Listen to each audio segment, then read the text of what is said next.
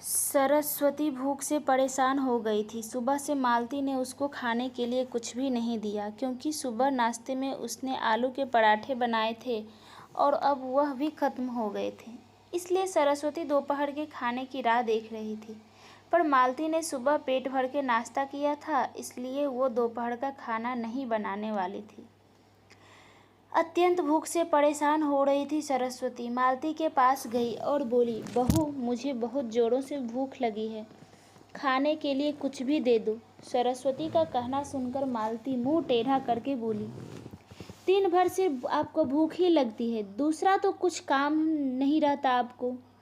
उस टेबल पर चने रखे हैं, वही खाकर पानी पी के सो जाओ।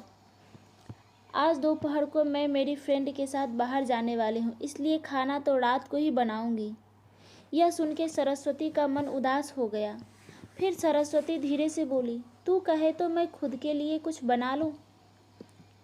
मालती गुस्से से बोली, एक व्यक्ति के लिए खाना बनाओगी क्या आप?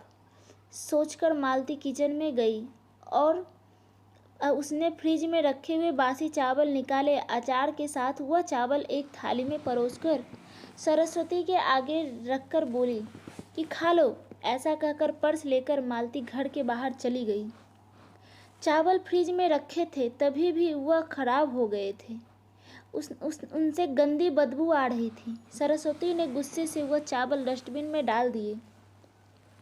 इसके बाद उसने दाल चावल निकालकर अपने लिए गरम गरम खिचड़ी पकाई और पुदीने की चटनी के साथ खाई और सब बर्तन घिसकर किचन साफ कर दिया और चुपके से अपने रूम में जाकर सो गई। मालती ने भले ही खाना पकाने से मना किया था, पर यह घर उसका भी था और वह खुद का खाना खुद बना सकती है। दूसरे दिन सुबह सरस्वती उनके अपने रूम में बैठी थी। उतने में उसका बेटा रमेश उधर आया और बोला, माँ, आजकल महंगाई बहुत बढ़ गई है, मुझे घर खर्च चलाना भी बहुत कठिन हो रहा है। ऊपर से पापा की 13वीं पर भी बहुत खर्च हुआ। माँ, मैं सोच रहा था कि एक रूम किराए पर दे दिया जाए, घर का किराया आने पर घर खर्च में थोड़ी मदद होगी। सरस्वती बोली, बेटा, तुझे जो ठीक लगेगा तू वही कर। उसके बाद रमेश गला साफ करते हुए बोला, माँ, तेरा रूम खाली कर दे और नीचे के छोटे रूम में शिफ्ट हो जा। उस छोटे रूम में टॉयलेट और बाथरूम नहीं है, तो उसे कोई किराए पर नहीं लेगा। सरस्वती चौंक गई और बोली, पर वह रूम छोटा है और वो तो स्टोर रूम है, मैं उधर रहूंगी तो टॉयलेट बाथरूम कैसे जाऊंगी? रमेश बोला, माँ, तू आंगन के टॉयलेट में जाया कर, तू तो घर ही रहती है ना। जिसको हम रूम किराए पर देने वाले हैं, उसको तो सारी सुख सुविधा देना चाहिए ना। वैसे भी यह रूम भी बहुत बड़ा है, पापा के जाने के बाद तुझे इतने बड़े रूम की क्या ज़रूरत है? सरस्वती कुछ क्षण शांत रही और सोचने के बाद बोली, टेरेस पर जो रूम है वह भी हम किराए पर दे सकते हैं, उस रूम में सब सुख सुविधा है। उस पर रमेश बोला, नहीं माँ, वह रूम हम किराए पर नहीं दे सकते, वह अपने मेहमानों के लिए रखा है। तुझे तो अच्छे से पता है कि मालती के मायके वालों का आना जाना चालू रहता है, इसलिए एक्स्ट्रा रूम मेहमानों के लिए रखना पड़ेगा। सरस्वती सब समझ गई थी कि बेटों ने तो उसका ही रूम किराए पर देने का निर्णय लिया है, क्योंकि वह बुढ़ापे में बेटे और बहू पर आश्रित थी। इसलिए रमेश ने जो कहा उस पर सरस्वती ने ज़्यादा विरोध नहीं किया। उसने अपना थोड़ा सामान लिया और छोटे रूम में शिफ्ट हो गई।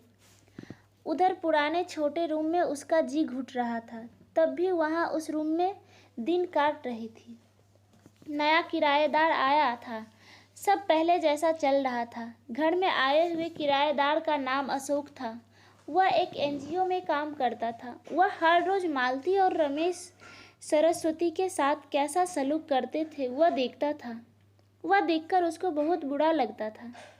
धीरे धीरे सरस्वती अशोक को अपने बेटे जैसा मानने लगी। अशोक भी आते जाते सरस्वती का हालचाल पूछा करता था और उसका ख्याल रखता था। रमेश और मालती को सरस्वती से कुछ लेना देना नहीं था। मालती बचा हुआ खाना उसके थाली में रखकर जाती और बेटा तो उसके तरफ देखता भी नहीं था। सरस्वती तो पहले ही समझ चुकी थी कि उसका बेटा अब पहले जैसा नहीं रहा, वह बदल गया है। फिर भी वो आंखें बंद करके किसी पालतू पशु जैसी उस घर में रहती थी, क्योंकि बुढ़ापे में उसको दूसरा किसी का सहारा नहीं था। रोटी के 2 टुकड़ों के लिए उनको उनके सहारे रहना पड़ता था। कभी कभी सरस्वती को बहुत रोना आता था। सरस्वती अशोक को अपने मन की बातें बताने लगी। उनके पति की मौत की लापरवाही से हुई थी, बेटे की लापरवाही से हुई थी, पर वो ज़्यादा नहीं बोल पा रही थी। जब पति काम पर जाते थे तब घर में हम दोनों को बहुत मान सम्मान मिलता था। जब वह काम करने में असमर्थ हो गए तब रमेश को उन्होंने घर खर्च में मदद किया कर ऐसा कहा। यह बातें रमेश के मन को बहुत लगी। जब तक पति घर चला रहे थे रमेश अपने सब पैसे बचा लेता था, पर अब शर्म से और मजबूरी में उसको घर खर्च चलाना पड़ रहा था। धीरे धीरे माँ बाप का खर्च उसको बोझ लग रहा था, लेकिन वह स्पष्ट रूप से कुछ भी नहीं कर सकता था। इस बीच पति का स्वास्थ्य बहुत बिगड़ गया और वह चल बसे। डॉक्टर के पास जाने से पता चला कि उनको निमोनिया हुआ था। डॉक्टर थोड़ी महंगी दवाई लिख कर देते थे, तो रमेश पैसे बचाने के लिए इसलिए रमेश आधी दवाई लेकर आता था। शुरू में पति का स्वास्थ्य सुधर गया था, तब रमेश ने उनकी गोलियां औषधि बंद कर दी थी। पति भी इन चीज़ों पर ज़्यादा ध्यान नहीं देते थे, लेकिन एक रात में उन्होंने सांस लेने में बहुत परेशानी हुई। सरस्वती बहुत घबरा गई और वह भाग भाग के गई और रमेश के कमरे का दरवाज़ा ठोकने लगी और कहने लगी कि पापा का स्वास्थ्य बहुत बिगड़ गया है, चल हम उन्हें डॉक्टर के पास लेकर जाते हैं। उस पर रमेश बोला, माँ मुझे अब सोने दे, मुझे बहुत नींद आ रही है, हम सुबह पापा को डॉक्टर के पास लेकर जाएंगे। ऐसा कहकर उसने दरवाज़ा बंद कर लिया था। सरस्वती रात भर पति के तकिए के पास चिंतित बैठी रही। कभी छाती को तेल लगाकर मालिश कर रही थी तो कभी भाप स्टीम दे रही थी, पर भगवान को कुछ अलग स्वीकार था। सुबह तक उनकी मृत्यु हो गई थी। घर में कब्रिस्तान जैसी शांति थी। रमेश रोने का नाटक करने लगा। मालती तो ऐसे रो रही थी कि जैसे उसको वास्तव में ससुर चले गए इस बात पर बहुत दुख हो रहा हो। सबसे ज़्यादा धक्का लगा सिर्फ सरस्वती को, पर वह कुछ बोल नहीं पा रही थी।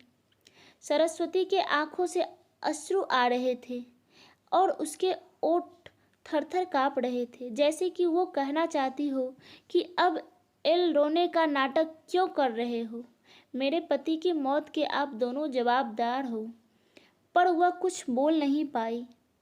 क्रियाक्रम कर दिया गया। सरस्वती के दिमाग में हमेशा एक बात चल रही थी, रमेश ने लापरवाही नहीं की होती तो आज मेरे पति जिंदा होते। उनकी मौत के बाद मालती और रमेश का व्यवहार बहुत बदल गया था। सरस्वती को भी उनके व्यवहार की आदत पड़ गई थी, इसलिए वह उनकी तरफ से कोई भी अपेक्षा नहीं रखती थी, पर उसका मन उसे अंदर ही अंदर उसे खाए जा रहा था। ऐसी औलाद को सबक भी नहीं सिखा सकती। एक दिन उनका किराएदार अशोक उनके पास आया और सरस्वती को कुछ बातें उसने समझाई। वह बातें सुनकर सरस्वती की आंखों में एक नई उम्मीद जगी। दूसरे दिन सुबह सरस्वती मालती और रमेश के पास आई और बोली, मुझे तुम दोनों से बहुत ज़रूरी बात करनी है। मुझे ऐसा लग रहा है कि तुम दोनों को मेरे साथ रहने में प्रॉब्लम है, इसलिए मैंने सोचा कि मैं वृद्धा आश्रम में रहूँगी। सरस्वती का कहना सुनकर मालती बहुत खुश हो गई। रमेश ने थोड़ा दुखी होने का नाटक किया। फिर थोड़ी देर में सरस्वती ने उन दोनों के चेहरों के हाव भाव देखे और बोली, रमेश तुझे दुखी होने की ज़रूरत नहीं है और मालती तुझे इतना खुश होने की ज़रूरत नहीं है। पहले मेरी सब बातें सुन लो। और सरस्वती हंसकर बोली, यह बातें सच्ची है कि वृद्धा आश्रम में मैं रहूँगी, पर मैं इस घर से कहीं नहीं जाऊँगी। मैं इस घर को ही वृद्धा आश्रम बनाऊँगी।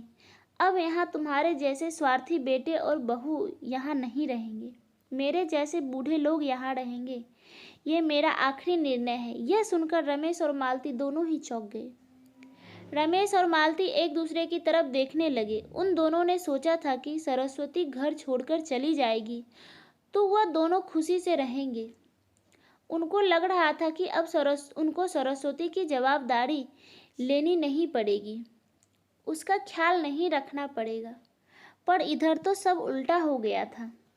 सरस्वती का कहना सुनकर रमेश गुस्से से बोला, माँ तेरा दिमाग तो ठीक है ना, इस घर पर मेरा अधिकार है, फिर तू इस घर को कैसे वृद्धाश्रम बना सकती है? तू भूल रहा है बेटा, अभी तक ये घर मेरे ही नाम पर है। सरस्वती गुस्से से बोली, तुम दोनों ने मुझे बहुत परेशान किया है, छोटी छोटी बातों पर मेरा अपमान किया है, बीमारी के वक्त भी मुझ पर ध्यान नहीं दिया, खाने पीने के लिए भी मुझे बहुत तरसाया। तेरे पिताजी भी मुझे छोड़कर चले गए। अगर मैंने कठोर निर्णय नहीं लिया तो मेरा भी वही हाल होगा जो तुम्हारे पापा का हुआ था। इसलिए मैंने सोचा कि बेटे के झूठे प्यार के जाल में फंसने से अच्छा मैं अपने बारे में सोचूं। रमेश घुटनों पर आकर बोलने लगा, माँ मुझे माफ़ कर दे, हम दोनों तेरा अच्छे से ख्याल रखेंगे, तेरा कभी भी अपमान नहीं करेंगे, पर तू इस घर को वृद्धा आश्रम मत बना। माँ थोड़ा सोचकर तो देख हमारा क्या होगा। सरस्वती ऊंची आवाज़ में बोली, मैंने और तेरे पापा ने तुझे अच्छे संस्कार दिए थे, फिर भी तूने सिर्फ तेरे परिवार के बारे में ही सोचा, हमारा नहीं। फिर मैं तेरा कैसे सोचूं? तू तेरे परिवार का सोच, मेरी चिंता मत कर और जल्द से जल्द ये घर छोड़कर चला जा, क्योंकि इस घर में अब अच्छे लोग रहने आ रहे हैं। इतना कहकर सरस्वती अपने रूम में चली गई। रमेश और मालती शांत सरस्वती को जाते हुए देखते ही रह गए। सरस्वती ने अपने जैसे बूढ़े लोगों को उसके घर में आश्रय दिया। अशोक की मदद से वृद्धा आश्रम अच्छे से चलने लगा। दोस्तों, आजकल के लड़कों ने बूढ़े लोगों के साथ गैर व्यवहार किया तो बूढ़े लोग भी कठोर निर्णय ले सकते हैं। तो कैसी लगी हमारी ये स्टोरी कमेंट में ज़रूर बताइएगा। अगर स्टोरी अच्छी लगी हो तो वीडियो को लाइक शेयर और चैनल को सब्सक्राइब ज़रूर कीजिए।